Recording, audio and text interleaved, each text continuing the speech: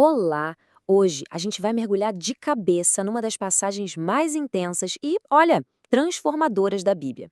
Vamos acompanhar o apóstolo Paulo numa jornada que começa lá no alto, com uma pergunta teológica de arrepiar, e termina aqui no chão, com consequências bem práticas para o nosso dia a dia. É uma verdadeira viagem do mistério divino à vida cotidiana. Então vamos nessa! E tudo começa com essa pergunta que fica ecoando no capítulo 11 de Romanos. Depois de falar tanto sobre a soberania de Deus, Paulo encara de frente a questão mais difícil.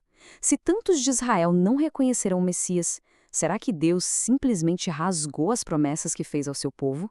Uma pergunta de peso, né? E a resposta de Paulo vem como um trovão, na hora pessoal e com uma força tremenda. Percebe a ênfase? De modo nenhum, é um de jeito nenhum, categórico.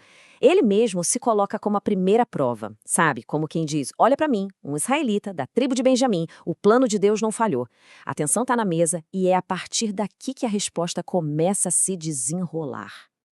Ok, mas se Deus não rejeitou seu povo, como isso funciona na prática? Bom, a primeira parte da resposta está na ideia de um remanescente. Paulo dá uma olhada na história de Israel e mostra que mesmo nos piores momentos, quando parecia que todo mundo tinha se desviado, Deus sempre guardou um grupo fiel. Isso não é um plano B, é o jeito de Deus agir desde sempre.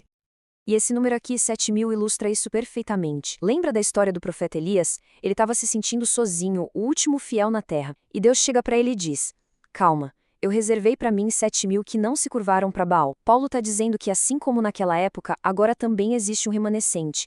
E detalhe, escolhido não por ser melhor, mas puramente pela graça de Deus. Agora, a explicação de Paulo fica, digamos, mais visual. Para a gente conseguir entender esse plano tão complexo que inclui todo mundo, ele usa uma das metáforas mais incríveis de todas as suas cartas, a imagem da oliveira. Agora, o que é realmente genial aqui é a lógica do enxerto. Normalmente, na agricultura, a gente pega um galho bom e enxerta numa árvore ruim, para melhorar a árvore, certo? Pois é, Paulo inverte tudo. Ele diz que galhos de uma oliveira brava, que representam os gentios, foram enxertados contra a natureza numa árvore boa cultivada. Para quê? Para deixar bem claro que essa inclusão não é normal, não é merecida, é um ato impressionante da graça. E no fim, todo mundo, sem exceção, depende da mesma raiz santa para viver. E essa ideia toda do enxerto leva direto a este aviso que é crucial. Para quem acabou de chegar, os gentios que foram enxertados, a tentação de se achar o máximo seria enorme. Mas Paulo já corta o mal pela raiz. A posição deles na árvore não tem nada a ver com mérito, mas com fé. E a mesma falta de fé que quebrou os galhos originais pode quebrar os novos também. É um chamado radical para a humildade, para a dependência total. Paulo chama esse plano todo de mistério. Mas veja bem, no contexto da Bíblia, um mistério não é um enigma impossível de resolver. É mais como um segredo de Deus que estava guardado e que agora, em Cristo, foi revelado para todo mundo. E qual era o grande segredo? A inclusão surpreendente dos gentios para que, no final, a misericórdia de Deus brilhasse para todos. E aqui, no comecinho do capítulo 12, a gente tem a grande virada da carta aos Romanos.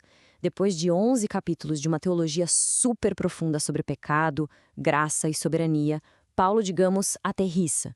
Ele vai mostrar o que toda essa verdade gigante significa na nossa vida prática, na segunda-feira de manhã. A palavra portanto, bem aqui, é talvez a mais importante da carta inteira. Ela conecta tudo. É como se Paulo dissesse, ok, em vista de tudo isso que eu falei, por causa dessa misericórdia de Deus que é tão absurda, tão imensa, a única resposta que faz sentido é esta: a adoração deixa de ser um ritual e vira a entrega da própria vida. Então, o ponto central é esse contraste poderoso. A mudança que Deus quer não é só por fora, não é superficial. A ordem é para a gente não se deixar colocar na forminha do mundo. Em vez disso, a gente deve buscar ativamente uma transformação que começa na mente, no nosso centro de comando. Essa renovação por dentro que nos dá a capacidade de entender e viver a vontade de Deus, que é boa, agradável e perfeita. E como é a cara de uma vida assim? O capítulo 12 nos dá um retrato falado impressionante. E não são regras frias, sabe? São as características que brotam naturalmente de uma mente que foi renovada. Amor que não é da boca para fora, paciência no aperto, ser fiel na oração, abrir a casa para receber as pessoas e talvez o mais radical de todos, abençoar quem nos persegue, vencer o mal fazendo o bem. Agora, a gente avança para o capítulo 13 para ver como essa vida transformada funciona em sociedade. A lógica de Paulo continua firme. Uma mente renovada leva a um amor de verdade. E esse amor se torna o princípio que organiza todas as nossas relações, inclusive com o governo. Paulo orienta os cristãos a serem cidadãos exemplares, a respeitarem as autoridades. No texto, a ideia é que elas foram estabelecidas por Deus para manter a ordem e frear o mal. Por isso, a nossa responsabilidade como cristãos inclui pagar impostos, demonstrar respeito e reconhecer o papel que o governo tem. Isso nos leva ao coração do capítulo 13. Por que o amor cumpre toda a lei? A lógica é bem simples, mas muito profunda.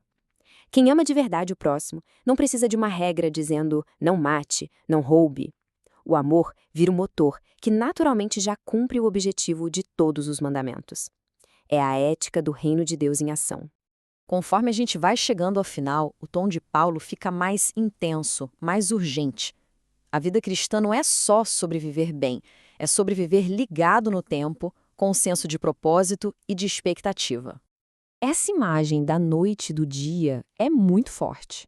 Para Paulo, a história está se movendo de um período de noite para o amanhecer do dia eterno com Cristo. Isso cria um senso de urgência, sabe? Ele diz que não é hora de ficar com um sono espiritual, mas de despertar, porque a nossa salvação final está muito mais perto agora do que quando a gente começou essa caminhada. A escolha final é apresentada como um ato de se vestir todo dia. A gente precisa tirar a roupa das obras das trevas, que são os comportamentos que pertencem à noite, e vestir a armadura da luz. E o que é essa armadura? É o próprio Senhor Jesus Cristo. Viver a vida cristã é, no fundo, se revestir do caráter e da presença dele a cada manhã.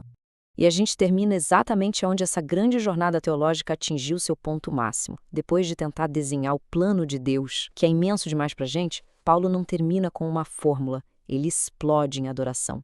É o reconhecimento com toda a humildade de que a nossa mente tem limite. E no final das contas, o que sobra não é entender tudo, mas ficar de queixo caído diante de um Deus cuja sabedoria e misericórdia são como um oceano sem fundo. E fica a reflexão, ter consciência dessa profundidade toda, como isso muda o jeito que a gente vive o nosso portanto de cada dia.